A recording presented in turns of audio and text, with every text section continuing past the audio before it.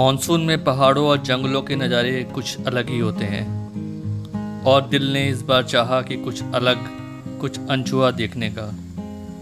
हमारा रास्ता मुड़ा जिम कॉर्बेट की उस हिस्से की ओर जो अब तक अनजान है और छुपा हुआ है। मैदावन रेंज, कालागढ़ टाइगर रिजर्व के पास हरियाली और नेचर के बीच बसा हुआ एक छोटा सा खजाना।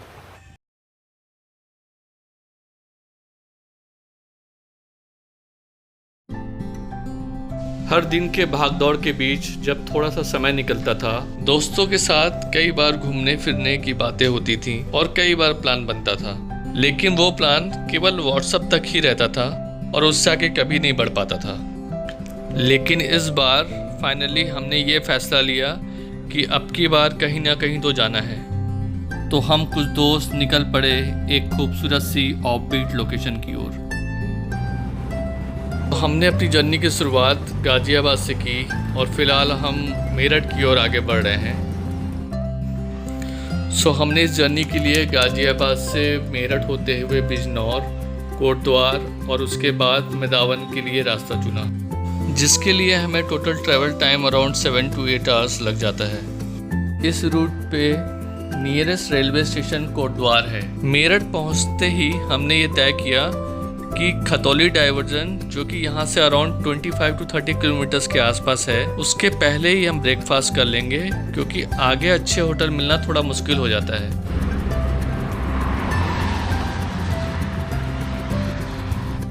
हमने ब्रेकफास्ट के लिए देसी बाइट रेस्टोरेंट में एक ब्रेक लिया। कड़क चाय के साथ आलू के परोठे ने पूरी थकान मिटा दी। अब हम तैयार थे इस जर्नी को आगे बढ़ाने के लिए।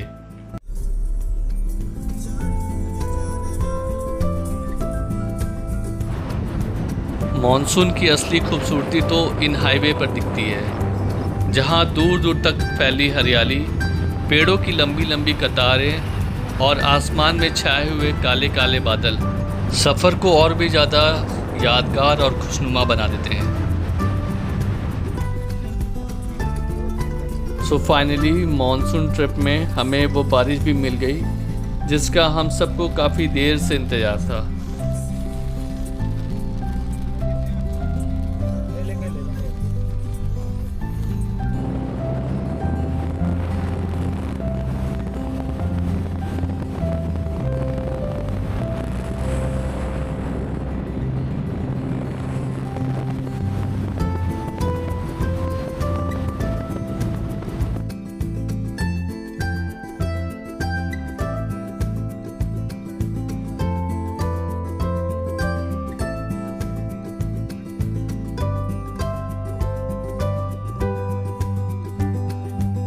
अब हम कोटद्वार पहुंच गए। कोटद्वार आते ही जैसे एक्साइटमेंट बिल्कुल डबल हो गई, क्योंकि अब यहाँ से शुरू होते हैं पहाड़ों के असली मज़े। घुमावदार रोड, फ्रेश एयर और नेचर के करीब होने का असली एहसास।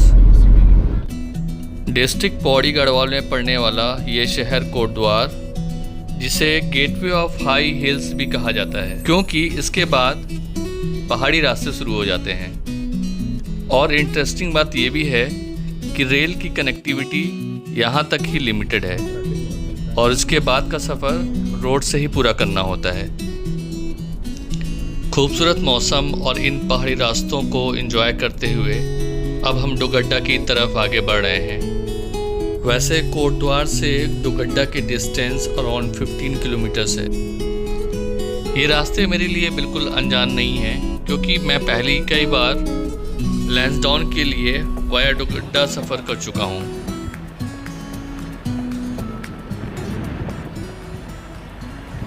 अब हम लोग डोगड्डा के उस डाइवर्जन पॉइंट पे पहुँचने वाले हैं, जहाँ से एक रास्ता राइट में कालागढ़ टाइगर रिजर्व से होते हुए आगे रामपुर को कनेक्ट करता है। वहीं दूसरी तरफ लेफ़्ट साइड से जाता हुआ रास्ता पौड़ी, लैंसडाउन और ऋषिकेश की ओर जाता है। तो अब हम रोड के राइट साइड से एंट्री करते हुए आगे बढ़ रहे हैं, जो कि कालागढ़ टाइगर रिजर्व की तरफ ये रास्ता जाता है। और जिम कॉर्बेट नेशनल पार्क का ये वेस्टर्न जोन है। जिम कॉर्बेट का ये एरिया काफ़ी ऑफबीट और लेस कॉमर्शलाइज्ड है। अगर आपको रियल जंगल और वाइल्ड लाइफ का रॉ एक्सपीरियंस चाहिए तो ये रूट आपके लिए परफेक्ट है।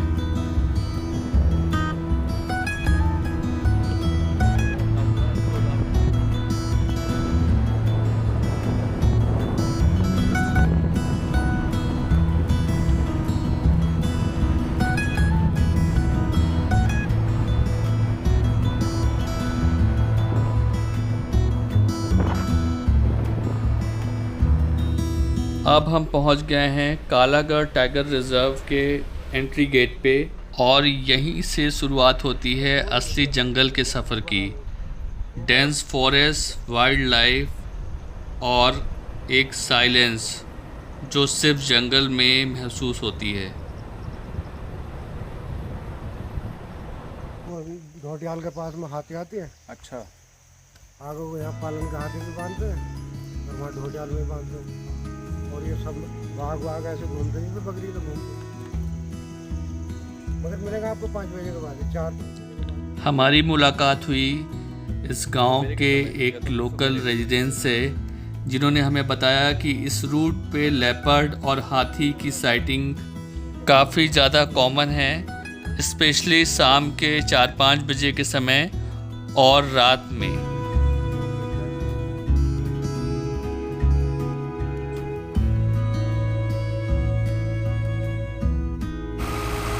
अब हम और भी ज़्यादा एक्साइटेड थे जंगल के इस सफ़र के लिए।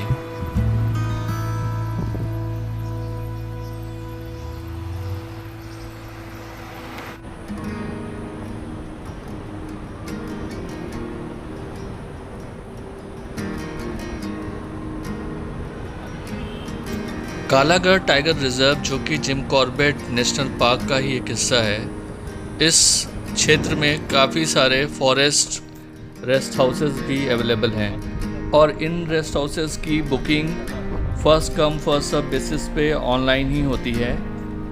नॉर्मली इसका विंडो नवंबर में ओपन होता है, जो कि जून तक खुला रहता है। वैसे इस रूट पे काफ़ी सारे प्राइवेट होम स्टे भी अवेलेबल हैं। फॉरेस्ट रेस्ट हाउस की बुकिंग मॉनसून जुलाई टू सितंबर के बीच बंद रहती है और इन रेस्ट हाउसेस की बुकिंग 45 डेज़ पहले इंडियन रेजिडेंट्स के लिए ओपन होती है, जिसमें स्टे और सफारी इंक्लूडेड होते हैं। जंगल की चहल पहल से एक बात तो बहुत ही क्लियर थी कि ये एरिया अभी काफ़ी अनटच्ड और अनडिस्कवर्ड है, जबकि रामनगर साइड के जोन्स में आपको काफ़ी सारे टूरिस्ट, सफारी जीप और क्राउड देखने को मिलता है। अभी हम धीरे धीरे जंगल की तरफ बढ़ ही रहे थे, तभी अचानक गाड़ी के बिल्कुल सामने एक बारहसिंगा आ गया। कुछ सेकंड के लिए तो मानो सब कुछ फ्रीज हो गया, लेकिन वो काफ़ी तेज़ी से जंगल की ओर भाग गया।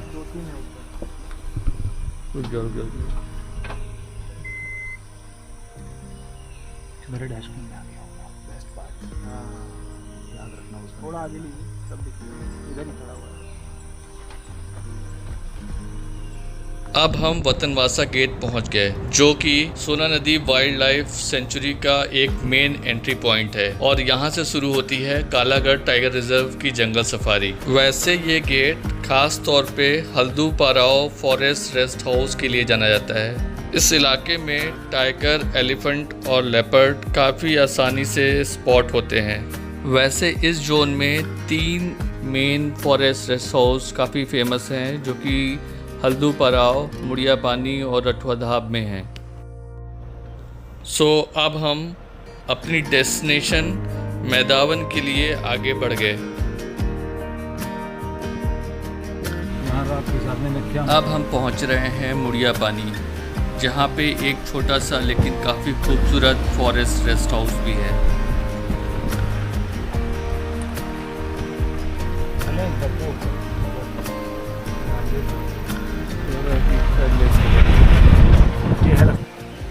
ये इलाका ख़ास तौर से बर्ड वॉचिंग के लिए पैराडाइज माना जाता है।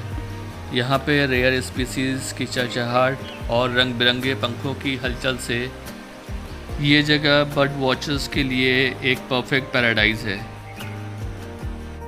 अब हम रठुआ धाब मार्केट की ओर पहुँच रहे हैं। यहाँ पे भी गवर्नमेंट रेस्ट हाउस अवेलेबल है जिसकी बुकिंग ऑनलाइन पोर्टल से होती है।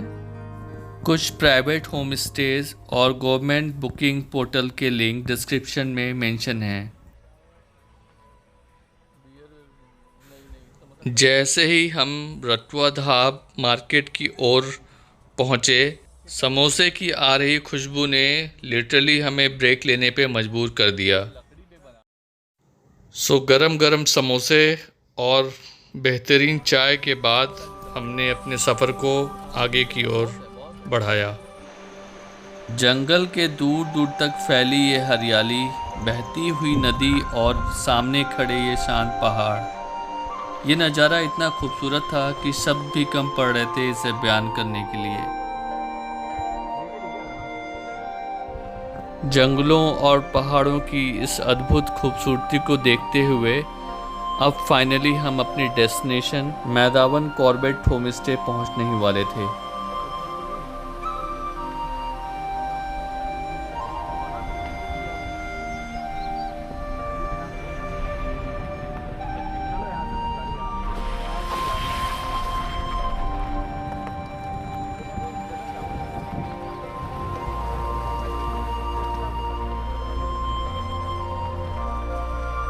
होम स्टे की लोकेशन देख करके दिल बिल्कुल खुश हो गया।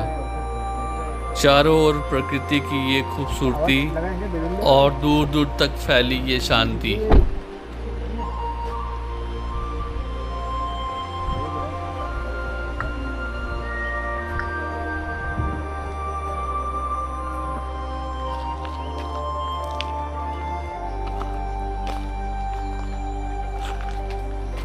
हमें होम स्टे पहुँचते पहुँचते शाम हो चुकी थी।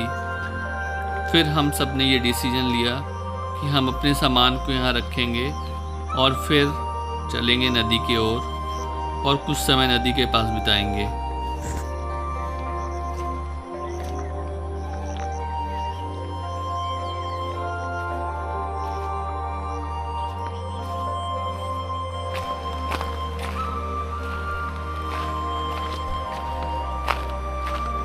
जैसे ही हम लोग नदी के किनारे पहुँचे, ठंडे ठंडे पानी को छूते ही ऐसा लगा जैसे पल भर में सारी थकान कहीं गायब हो गई। मुझे याद भी नहीं कि लास्ट टाइम मैंने इतनी खूबसूरत चांदनी रात कब देखी थी। फुल मून लाइट में सब कुछ चमक रहा था, माउंटेन, जंगल और सबसे ज़्यादा ये नदी।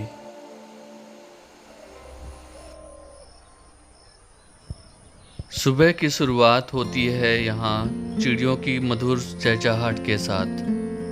जंगल के बीच जब सब कुछ शांत होता है तब बस इन पंछियों की आवाज़ ही होती है जो आपको एक नई मॉर्निंग का एहसास दिलाती है।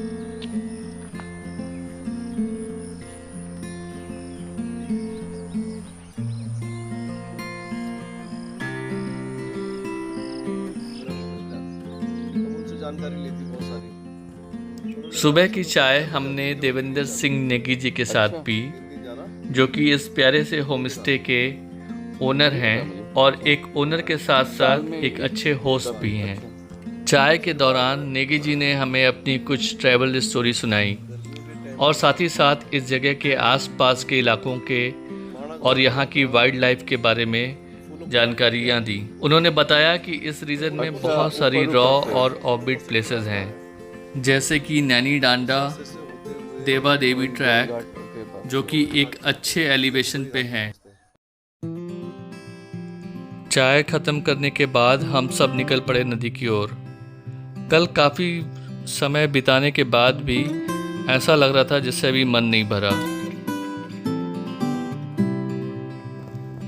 कलकल बहती ये शांत नदी गजब की ताजगी और सुकून का एहसास देती है।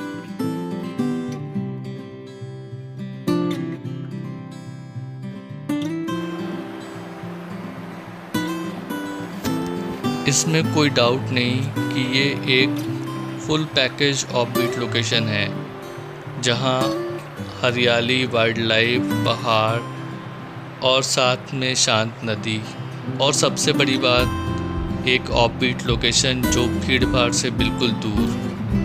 वाकई में ये एक हिडन जेम है, एक ऑफबीट लोकेशन जो दिल को सुकून देती है और जहां आप सच में खुद को जोड़ पाते हैं।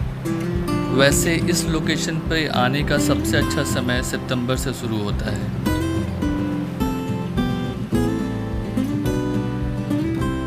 अब समय था मैदावन को अलविदा कहने का। हर मोड़ पर प्रकृति ने हमें कुछ नया दिया, कभी सुकून तो कभी रोमांच। यात्रा की एक नई उम्मीद के साथ हम बढ़ रहे हैं एक नई ऑफबीट माउंटेन लोकेशन की ओर। तो मिलते हैं जल्दी एक नए सफ़र में एक नए मंजर के साथ। Thank you for watching our video and stay connected with nature and please share your feedback. Thank you. Bye.